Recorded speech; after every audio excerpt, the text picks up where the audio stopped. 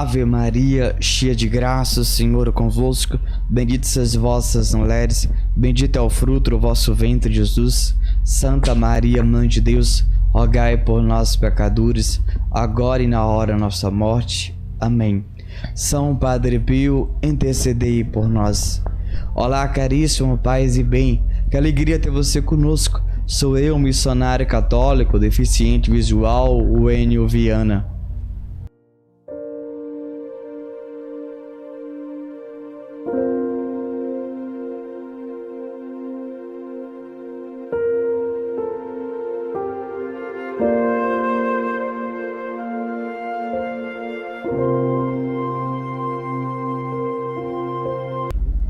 Se você ainda não é inscrito no nosso canal, pedimos que você se inscreva e ative o sininho para quando nós passar vídeo, você seja notificado. Deus abençoe. Jesus quer te resgatar. Ele quer nos resgatar, meu irmão, minha irmã, porque Jesus, ele sabe que foi invenção do Barba Azul a criação do mal, a criação do pecado, mas mesmo assim, Jesus, sabendo da desobediência dos nossos primeiros pais, ele próprio decidiu vir para nos dar o novo Éden, que é o céu. Ele quis abrir as portas, escancarar para que eu e você possamos ir para lá. E é por isso que nós precisamos de fato olhar para Jesus e entender que ele veio dar a sua vida para mim e para te resgatar das garras do Barba Azul, porque ele foi autor dessa criação. Mas entenda uma coisa, ele inventou o mal, inventou o pecado e inventou também a consequência de perder o céu. Você sabe que muitas das vezes você pode logo perguntar para mim: Enio, mas por que o Senhor permite combate espiritual? O Senhor permite a tentação, as provações, o Senhor permite as doenças, o Senhor permite isso para mim, sendo que Ele me ama, sendo que Ele deu a sua vida para me resgatar, sendo que Ele veio nos curar, sendo que Ele veio nos libertar de todo vício, de todo pecado, sendo que Ele deu o seu sangue pela minha vida. É porque Ele sabe do mal, Ele pode tirar um grande bem. E também porque Ele quer ver que eu e você combata. Ele quer ver que você o ama. Ele quer ver que você não foi feito para esse mundo, mas sim para as coisas celestiais, as coisas do alto. E é por isso que Jesus, ele permite, querendo ver onde você vai suportar, onde você vai querer medir suas forças e querer superar as tribulações, dificuldade, vendo se você vai reclamar ou você vai murmurar. Mas Jesus quer ver se você vai querer passar pela via purgativa, a via estreita, ou você vai querer passar pelo caminho largo. Porque se você decidir passar por lá no último momento, nos 45 segundos do tempo, ele vai te pegar. Ele vai te purificar, porque Ele sabe o tempo certo. Ele sabe que tanto eu e você suportaremos as tribulações e dificuldades, porque Deus, Ele tem conhecimento do ontem, do hoje e do amanhã. Nenhuma folha cai sem o seu consentimento, porque Deus, Ele sabe de tudo isso. E aí você muitas das vezes pergunta para mim: mas Enio, por que Jesus, ele, corrigindo Deus, no Antigo Testamento, ele escreveu os 10 mandamentos do Decálogo? Porque ele quer que eu e você olhamos para isso e obedeça os seus mandamentos. Aí você fala: mas por que tanta proibição? Na verdade, eu e você não podemos ver como proibição. Nós temos que olhar como obediência e um cuidado, um zelo da nossa alma. Por quê? Porque não é o nosso corpo, não é a nossa matéria que peca. Olha, você pega um cadáver e deixa ela lá por tanto tempo. E o cadáver tem braço, mão, cabeça, olho, boca. O cadáver tem tudo. Só que ela em si não peca. Tá lá a matéria, tudinho lá, mas ela não peca. O que peca é a alma. E aí Deus deixou tudo isso para que você cuide da sua alma. É claro que o corpo é um instrumento para o pecado, mas em si a matéria ela nunca vai pecar. O que nos corrompe é a nossa alma. E aí por isso que Deus deixou o decálogo. Eu vou trazer uma analogia aqui que você entenda. Como eu disse lá no início do médico, quando a gente fica na clínica de enfermagem, o médico chega pra mim, pra você, e fala assim, ó, tudo aí tem micro-organismo. Esses micro-organismos são vírus que podem entrar em nosso corpo e matar e destruir. Ele fala em tudo é lugar, não é isso? Ele fala isso para nos amedrontar, para nos assustar. Ele é um médico doido, louco da cabeça, que ele veio tocar pânico no mundo todo? Não.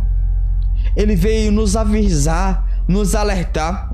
Eu tenho hoje 27 anos e mesmo sabendo que nessa cadeira aqui tem micro-organismo, nesse microfone tem micro-organismo, nesse texto tem micro-organismo, mas eu não morri. Até hoje eu suportei e superei. Então, o que aconteceu? Eu não peguei esse texto e já logo infundi na minha boca. Não fiz isso. Eu não peguei nessa cadeira e também passei o dedo na minha boca e também não... Eu vou dizer uma expressão aqui meio horrível, mas eu vou dizer, eu não lambi esse microfone para entrar um micro-organismo na minha boca. Então, ele falou para que eu seja prudente, seja cauteloso. E assim, Deus fez isso conosco. Ele disse, ó, existe o pecado aí, mas não me desobedece não. Porque eu não quero que você vá lá para baixo. E muito menos quero que você vá para o purgatório. Lá existe. Só que eu não quero que você vá para lá. Mas ele vai bem assim. Se você não estiver puro, você vai passar por aqui. Porque eu amo. Porque Deus, ele poderia muito bem dizer assim, ó, ou santo ou nada. Ou totalmente sou sim ou nada. Mas se você tiver mais ou menos, digamos assim, que você entenda melhor, é purgatório. Tanto que Deus nos ama, que Deus nos deu essa graça de passar por essa via purgativa, nos purificar. E é esse olhar que nós temos que entender, que de lá Deus nos resgata. E Deus aqui, ele veio e desceu até a mansão dos mortos 3 dias para nos dar mais essa oportunidade de vida, mais vida em plena, em abundância. Eu quero que você preste muita atenção nessa explicação aqui, que é o fundamento da minha pregação. Eu vou explicar aqui de forma concreta e com analogia, tudo junto, e você vai entender muito bem. Você imagina que você está caminhando e passa diante de uma doceria. Você vê ali um bolo, entre aspas, de chocolate, que delícia, recheado de brigadeiro, uau, que delícia. Você ali viu. E ali você, naquele momento ali, aconteceu a primeira etapa, o ver. E você já pecou? Não. Significa que naquele momento houve um despertamento pro pecado. Que o pecado aqui, ali, é você querer possuir aquele bolo. Entende? E ali você não tem condições financeiras de ter aquele bolo. Entre aspas, eu vou falar um absurdo aqui, aquele bolo vale R$1 milhão. E você não tem R$1 milhão. Então você olhou, automaticamente, você ali naquele momento começou a dialogar com aquele bolo. Ó, esse bolo vale R$1.000. Mas aquela doceria, ela fecha às 21h30. A partir das 21h30, tem gente próximo dali, entende? E ali, depois das 21h30, passa gente até as 2 da manhã. Aquela loja ali tem alarme. Mas se eu quebrar a vidraça daquele jeito, e se eu não tocar no infravermelho, não vai acontecer nada, não vai fazer barulho. Eu quebro, saio umas 3h30 da manhã, e ali eu pego o bolo, levo pra minha casa, pronto. Aí eu coloco na geladeira. Então significa que houve um diálogo, houve um planejamento. Já é a segunda etapa de como você adquirir e possuir aquele bolo. E aí o que aconteceu? Você esquematizou, roteirizou como você vai adquirir e possuir o bolo. E agora você vai praticar. O ato em si, o ato concreto, o sentir. E agora você vai consentir o pecado. E aí você pegou o bolo e você simplesmente tá comendo, tá deliciando, tá saboreando, tá degustando daquele bolo. E aquele bolo é gostoso, saboroso, é bom. Só que ele não é seu. Você não trabalhou, você não adquiriu para comprar, você não comprou os alimentos para fazer o bolo. Simplesmente você adquiriu de uma forma errada, que o coração de Deus não agrada. Porque se você quer adquirir o bolo, Deus fala que você tem que comprar, porque o bolo não é seu. E aí, o que aconteceu? Depois daquilo, você não arrependeu. Você decidiu continuar naquilo, passando em outra loja, continuando da mesma forma, adquirindo produtos que não é seu, mas continuando com aquele mesmo ato, aquele mesmo costume. O que está acontecendo? Você, entre aspas, está no pecado da gula. Você está todo dia alimentando o seu pecado, mas de uma forma ilícita. Entende? Para que você entenda isso correto. Isso são os 4 passos para o pecado, para que você possa manchar tua alma, ou de perder o céu, ou de você ir para o purgatório. E você fala comigo, mas Wênio, eu senti, o que eu faço? Vira seu olho, porque o próprio Jesus, ele quer alimentar nós. Eu vou falar agora a parte boa daqui. Você vira o olho, você fala, eu não tenho condições, o bolo, eu não tenho dinheiro para pagar esse bolo.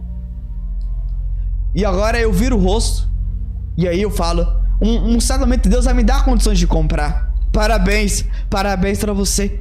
E aí você fala, eu vou conseguir comprar aquele bolo. Você decidir trabalhar e adquirir para comprar. Parabéns para você. E aí você vai no Santíssimo, ora, reza. Pode ter toda certeza, eu tenho certeza absoluta que o Senhor vai abrir as portas. Deus vai te dar a graça de você ter condições de trabalhar. Você vai colocar currículos nas empresas. Deus vai abrir as portas, você vai trabalhar. Você vai ter controle financeiro. Você vai comer aquele bolo, não por gula, mas porque você decidiu saborear com prudência, certo? Você comeu simplesmente para alimentar. Alimentar normal, como o nosso corpo deve se alimentar. Parabéns para você. Eu quero aqui elogiar você. Vamos agora para a área do pecado. Filho, filha, o pecado está aí ou não está aí. Deus nos convida a obedecer.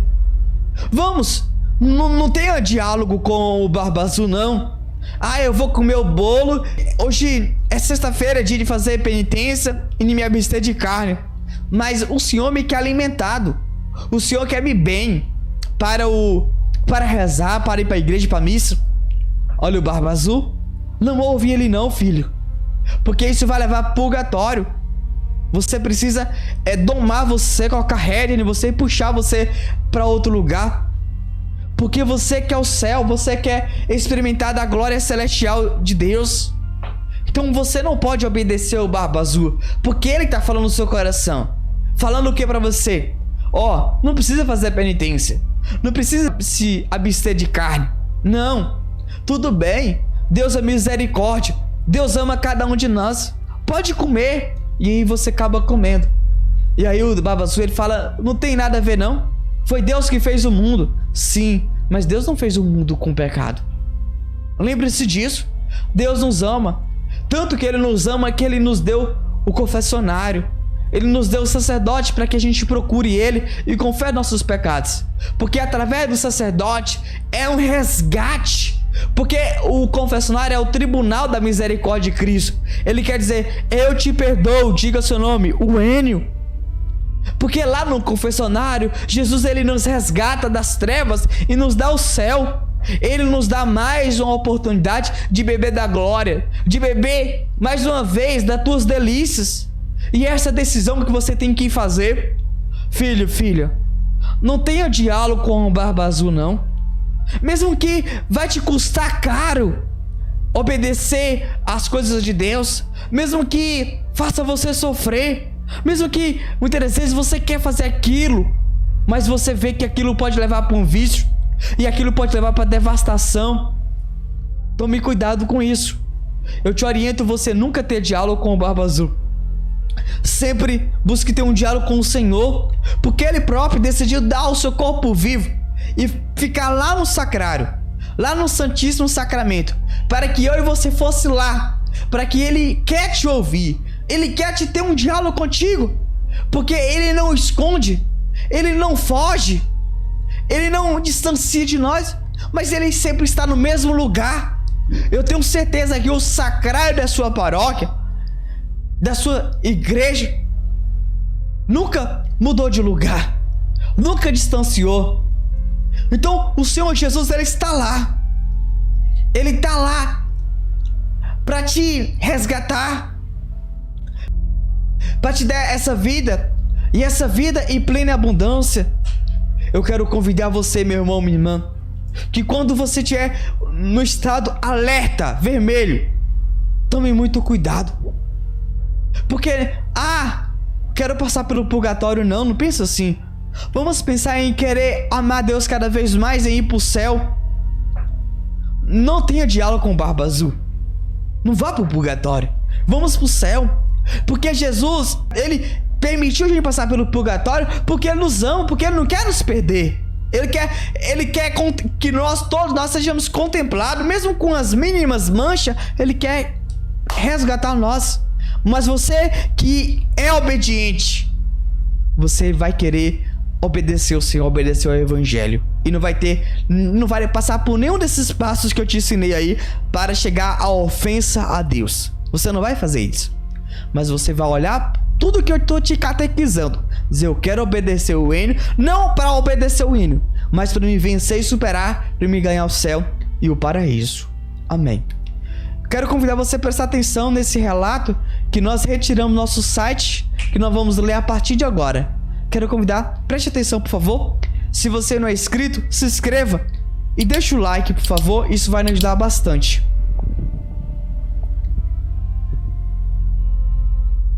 Padre Pio liberta alma do purgatório através da Santa Missa. Padre Alberto de Apólito escreveu que em maio de 1922, Padre Pio falou sobre um visitante do outro mundo. Segundo D. Apólito, o bispo Alberto Costa de Melfi e o padre Lourenço de São Marco em Lames estavam presentes, assim como os 4 outros frades. Padre Pio reclamou que no meio da guerra, em uma noite de inverno, após uma pesada nevasca, estava sentado próximo à lareira na sala de visitas, absorto em oração, quando um velho, trajando um casaco antiquado, que já fora comum entre os camponeses daquela região, sentou-se ao seu lado. Não podia imaginar como ele poderia ter entrado no convento àquela hora da noite. Disse Padre Pio. Questionei-lhe: quem é você? O que quer? O velho lhe disse: Padre Pio, sou Pietro de Mauro, filho de Nicola, de apelido Precoco. Ele continuou explicando: faleci neste convento em 18 de setembro de 1908, na cela número 4, quando ainda era um asilo. Adormecera fumando na cama, e seu cigarro incendiou o colchão, levando à sua morte pelas queimaduras e pela inalação da fumaça. Ainda estou no purgatório. Preciso de uma santa missa para ser libertado. Deus me permitiu vir pedir sua ajuda. Segundo o Padre Pio, após ouvi-lo, respondi: esteja certo de que amanhã celebrarei a missa por sua libertação. Levantei-me e o acompanhei até a porta do convento, para que pudesse partir. Não percebi naquele momento que a porta estava fechada e trancada. Abri-a e me despedi. A lua iluminava a praça coberta de neve. Quando não o vi mais em minha frente, fui tomado por uma sensação de medo e fechei a porta. Voltei à sala de visitas e me senti desfalecer. Poucos dias depois, Padre Pio contou a história a Padre Paulino e os dois decidiram ir até a prefeitura, onde procuraram pelos registros do ano de 1908. Ali, descobriram que em 18 de setembro daquele ano houve um incêndio no quarto 4 do asilo para indigentes que estava abrigado no antigo convento. A única fatalidade fora um certo Pietro de Mauro. É claro que Padre Pio era a única fonte da história. Porém, o Padre Alberto e o Padre Paulino atestaram que ele assim o relata, e Paulino afirmou que fora à prefeitura para confirmar o óbito.